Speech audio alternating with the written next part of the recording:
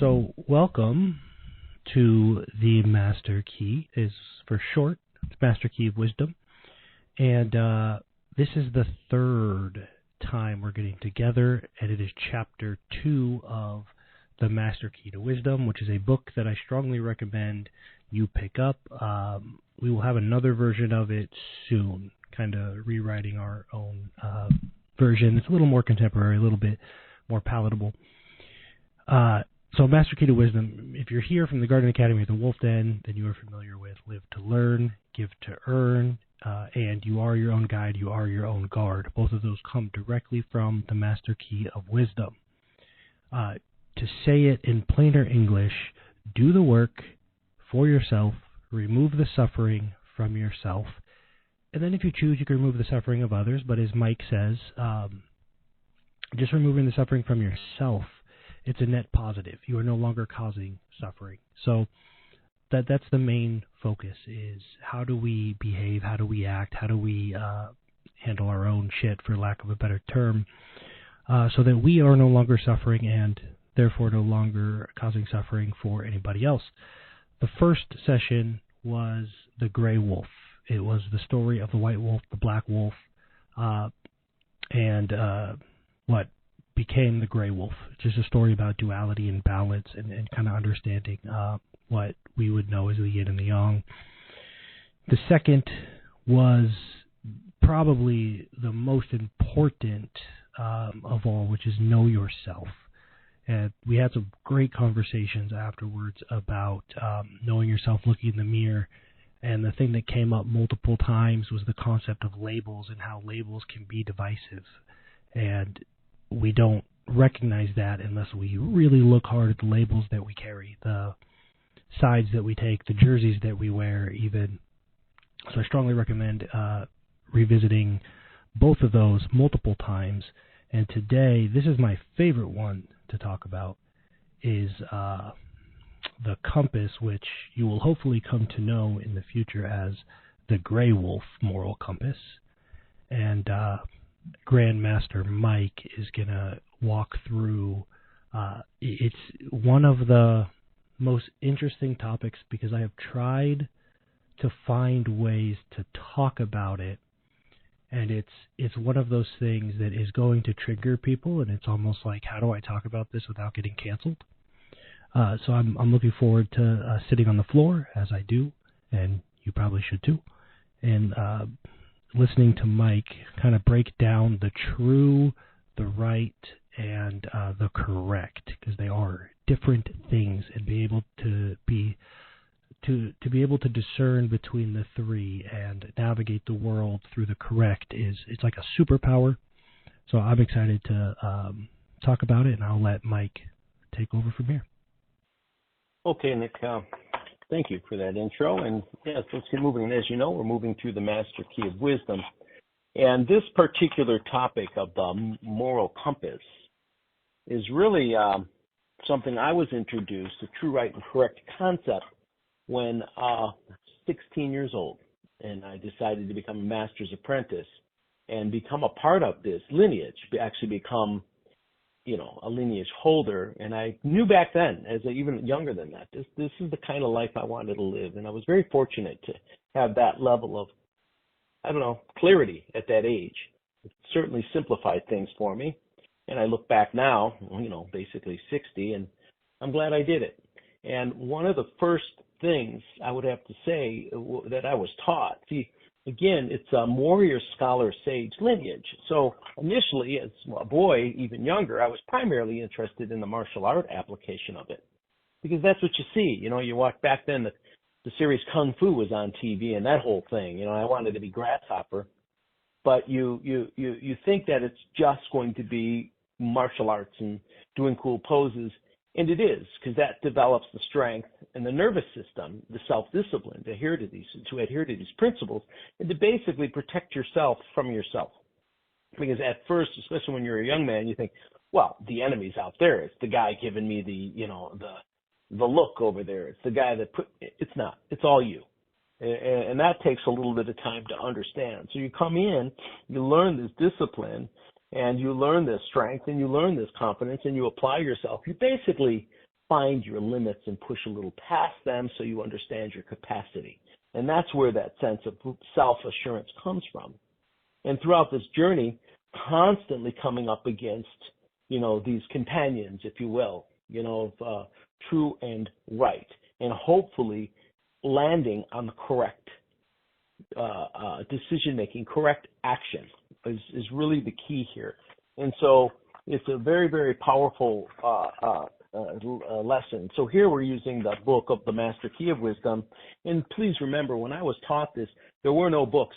It was an oral tradition.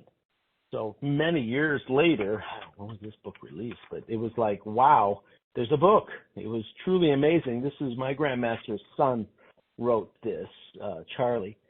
And so I was just delighted to see that this was put together.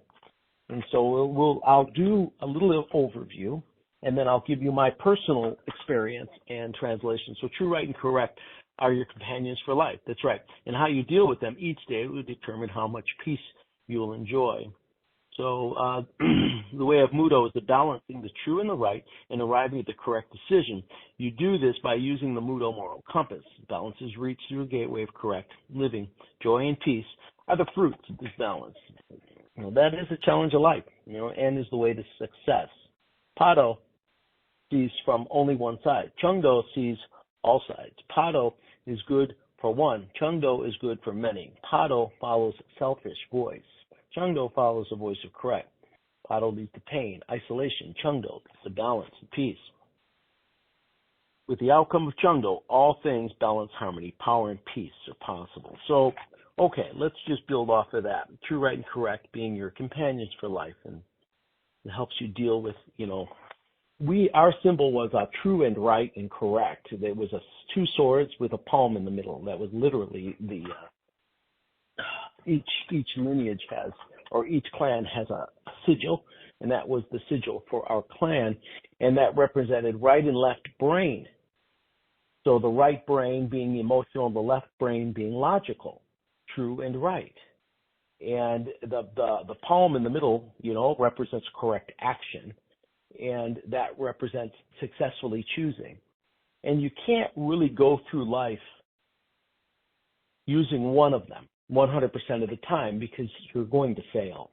And if you basically make all your decisions based on your immediate truth and your immediate emotion, you're going to fail. You're going to be, what do we call it right now? We call the phrase is emotional intelligence. You'd have limited emotional intelligence is the terms they use nowadays.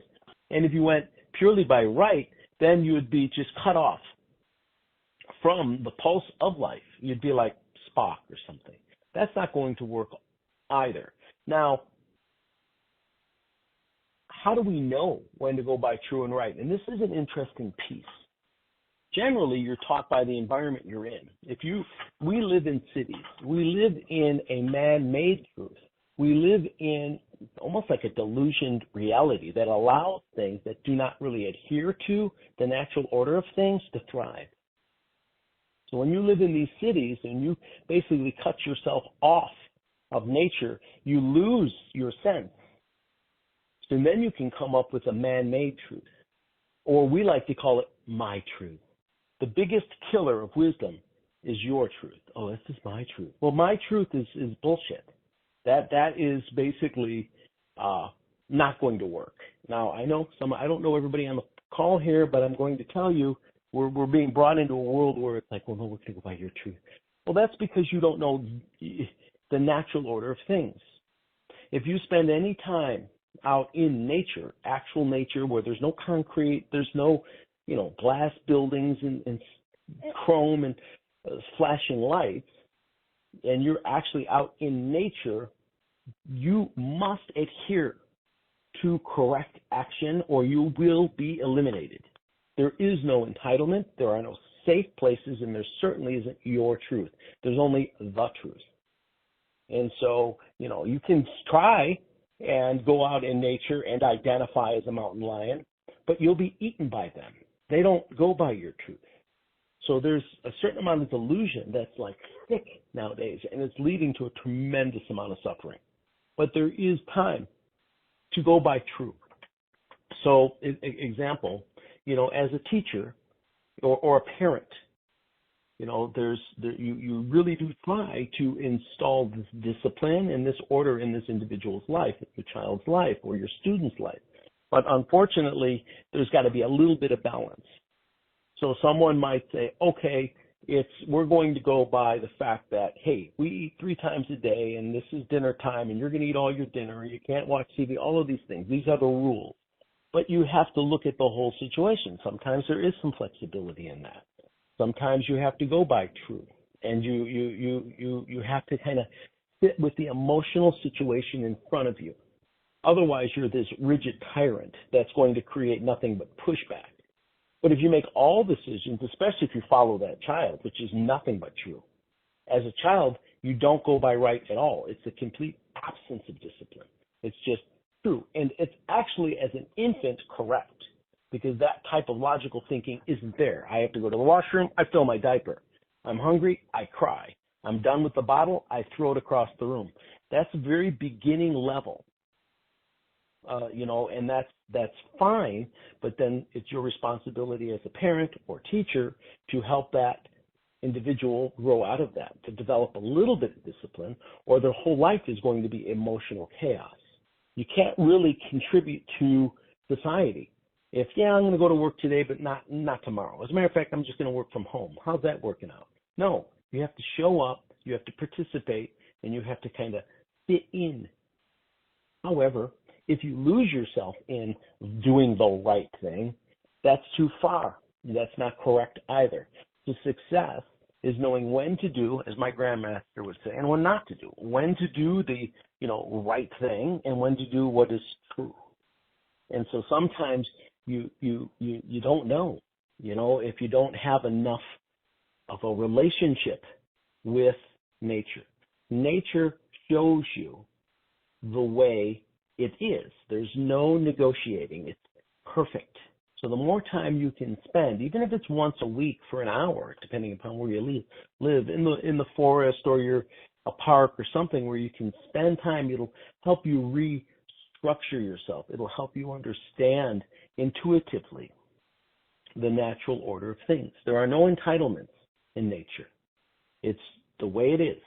And so I think it's a really important, piece to understand. But going by true, just doing what you want to do, we all know that. It's the complete lack of discipline, and you're going to fail. Going by nothing but right, you're going to be completely rigid, and you're going to suffocate the situation, whether it's the employee or the spouse. So there's this fine balance. Streetlights. Okay, there's an example. All right, well, here we go, and we're driving down the road, and we drive down this road every day, and the light turns yellow, then red, you stop.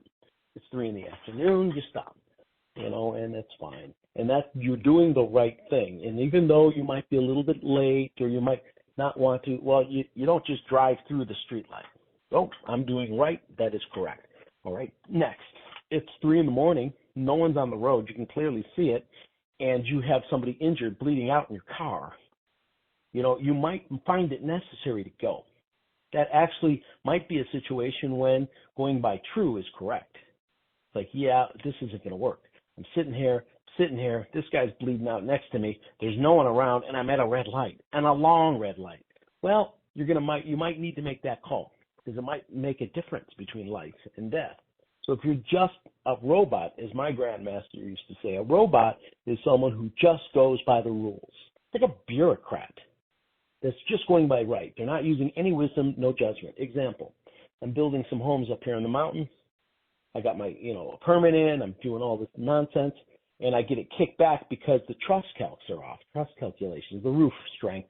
Like, we don't see any snow calculations, snow capacity on this. It's Arizona. They're just thinking about up in the mountains.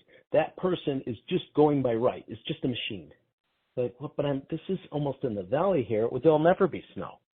So you can see sometimes when we just use the rule book, we cut ourselves off from the ability to balance with the situation or the people that we're dealing with. If we use no rules, then we cut ourselves off and create chaos. So true and right, or yin and yang. And a true, like a Taoist view, or a gray wolf, if you will, is a balance between that black and white. It's not purely logic. It's not purely emotional. They've got one foot, their right foot in the emotion, and their left foot in logic. And technically, you can say the right foot would be yang once you get past the brachial plexus. You know, it's a right brain, but it's emotional, but the right foot is actually logical. But we can talk about that later. But yin and yang, right foot, left foot, on the path. That path is literally the wisdom of being able to choose between, hey, I'm going to go by, black and white on this one, or I'm going to make my judgment call based on the situation right in front of me. Just going by logic, well, unfortunately, the world that we live in and the society that we live in, it does pretty much go by right. Right, is how we create order for the masses. So I would say the majority of the time, yeah, it is pretty much you have to learn and the discipline to use the right. Handle it. But there's a creative piece here, and there's an emotional piece that should never be just suffocated. It should be honored and fostered, and it's all about timing. Humor, believe it or not, is an expression of truly understanding true, right, and correct. Humor is someone who's intelligent enough to know when to even use something that sounds right and logical and in a humorous way. It's like, satire and sarcasm.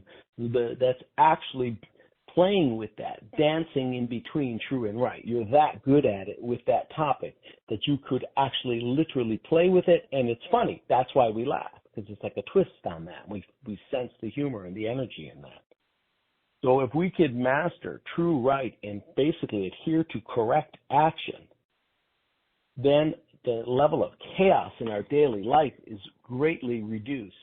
Because see, when you go into what they call pado or entitlement, is all based on true. We say pado in the lineage, but technically the word would be entitlement. And I'm entitled. It's my way. This is for me. How we can say solipsistic view. All you can see is how it benefits you, not those around you. Then what you're doing is going by your own true. And when you go by your own true, it does ultimately create chaos and then ultimately isolate you. And so, developing a certain amount of discipline, if you win, you get a trophy. If you lose, you don't. It's like, what? Well, if everyone gets a trophy, they never develop the discipline. So it's like, that's just going by true. Well, see, Johnny feels bad. I know, but Johnny wouldn't even put the Slurpee down. Johnny's morbidly obese. Johnny doesn't run during practice. Johnny's got egg stains all over his shoes, and Johnny doesn't even apply himself. What you're doing is rewarding down statistics. You're going to promote down statistics, and you're going to decay society. No, give it to Billy. He showed up early and he left late, and he ran extra laps, and he won. As a matter of fact, the reason the team won was because of him. And so we're destroying that by fostering true. And true won't do. All it'll do is create weakness and chaos and basically undermine society. Now, if you go too far right, I get it. That's going to turn everybody into a bunch of, psychopaths. I understand. It's when to do and when not to do. And that's why there is the balance. You can't just say, well, the right way or the highway. No. Sometimes you do need to be a little more flexible or agreeable, if you will, from a psychological standpoint. When people are more agreeable in nature, they tend to be a little more based on the true emotional feeling and situation. Conscientious people seem to go strongly by what is right. But it's a good balance between the two. That's why when you foster a child, now whether you believe in two genders or whatever the game is, I don't care how you want to get there, guess what? Someone's going to hold true and someone's going to hold right because that's their nature. And that child will get a balance. That child needs to see both the discipline of that yang energy and that agreeable, receptive nature of the yin energy. And so then there's balance. If the child's just raised by yin, then that child becomes chaos. They make all decisions based on emotion, and they create suffering for themselves and others. If that child is just raised by yang, they become some rigid guy in a clock tower with a rifle after a while. That's not healthy either. So One is not better than the other. It's just knowing when to do and when not to do, developing the wisdom and the timing. Where does this come from? Space. Because I'm pretty much guarantee everybody on this call right now gets it. You understand what I'm saying? It's not really rocket science. Fine. Apply it, though, in time. That's when it gets tough. Because when you become rigid with what is right or you become emotional with what is true, you become blind. And now correct is a million miles away. So the way to find correct action goes all the way back to the beginning, which is that warrior, self-discipline. And what's the key? Breathing. That's right, creating space. Because we know this, it makes sense, it's not tricky. We don't even need to, delve into it deeply. It makes sense, but it's useless if not applied in real time. Right now, this is more like knowledge. I know it. Wisdom. I am it. Well, how do we turn this knowledge into wisdom? By applying it in time. How do we apply it in time? By creating space. How do we create space? By breathing. What does that even mean? Well, if you can remember, before making a decision, before actually pushing that button in effort to come up with the correct action, breathe. By simply taking the time to take three breaths, inhale, exhale, that creates enough space for you to take the time to look at the compass. Otherwise, you're going to go based on your, propensity, maybe, you know what I mean, your epigenetics or whatever the story is. You're just going to go right with that off the hip. Where if we're like, create space by learning to breathe and jumping out of, being controlled by the sympathetic nervous system, having control of the autonomic nervous system by accessing it through breath. And when we breathe, and it's like, okay, wait a minute, I got to figure this out. This isn't okay. This needs to be called correctly. Let's do this. Let's breathe. I mean, this is your internal, thought. You sit down, you breathe. A lot of times when I meet with clients, I won't say a word. And they're like, okay. And I'm just sitting there. Well, what am I doing? I'm breathing. I'm clearing my mind. I'm trying to wipe away everything that's kind of like preconceived, whatever I've got going on. And once I create enough space, then I could look at a situation without my emotional bias. I'm a passionate man, and I know that. So if I just move off the hip, which is fine, there's times when that's correct. Sometimes you got to move. But when you have the luxury and, or the responsibility of making that right call, it's best to breathe. By breathing, it's akin to taking that compass out of your pocket and looking at it. And magically, it's very seldom a complex question. What is the correct action here? Do I go by it's the old joke. Do I look fat in this dress? Right? We've all heard that. Very seldom is the answer yes. Okay? So what did you just do? Did you do the right thing? Did you say the right? No, you did not. You went by true emotional. Like, well, it's not going to help this person to tell them they look like, they're in a sausage skin. All I'm going to do is make this person cry. And so I'm going to tell, it's not going to hurt. They're fine. Now, if it's really, really important and they truly look horrific and it's going to affect them adversely, you got to roll out the right answer and say, well, actually, there's a few ways we can upgrade it. And, sometimes not a quality no, but, kind of work around it. So you're using your judgment. Sometimes it's not always correct to say you look great in that, honey. Sometimes you might be walking that person into real trouble. So that's wisdom, and we all tend to lean towards more of a true nature or more of a right nature, more of a, agreeable nature is what they would say, or more of a conscientious, pretty, straight answer, a non-agreeable. And so they're both correct. It's all about timing. So the practice, the whole reason we try to reach the gray wolf is the balance between true and right. The correct action is gray. And one answer today might be correct, but tomorrow it isn't. So you have to kind of not be so flexible that you create chaos and not be so rigid that you suffocate the situation in front of you. And that's really where the wisdom is. And usually, in retrospect, the answer is clear. But in the fog of it, it isn't. It's turbid. So by creating space, all it takes is 3 breaths to open that compass. Take the time and breathe. You don't have to breathe real loud and let the person know what you're doing, because that's kind of awkward. But just inner smile, reach for the corner, corners of the mouth, reach for your earlobes, lift them slightly. Right eye looks at the right ear, left eye at the left ear. Basically, you're not looking directly at anything. It's kind of like a daydream. Turn it off. Turn the senses off just for a second. Inhale and exhale 3 times. And the chances of you coming up with the correct answer go way up. And that's called creating space. Sometimes, if you hurry, you take longer. Sometimes, if you take your time, you get there much quicker. And so using this compass, and you can read through it, and you'll see it's very simple, and it's very logical. But what I've learned over the years isn't the matter of understanding the concept of true, right, and correct as much as it is taking the time to open the compass, taking the time to breathe through the situation, and then come up with that right action. And to me, that's really the key. That is the wisdom that removes suffering in yourself and those around you. So that would be my, personal experience with this as far as the true, right, and correct moral compass.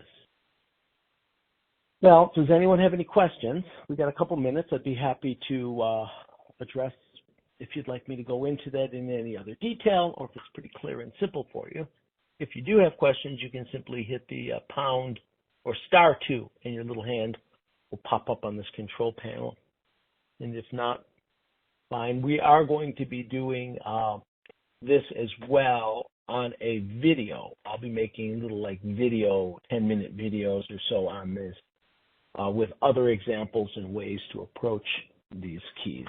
All right. Let's see here. Nick, you had a question? Am I unmuted?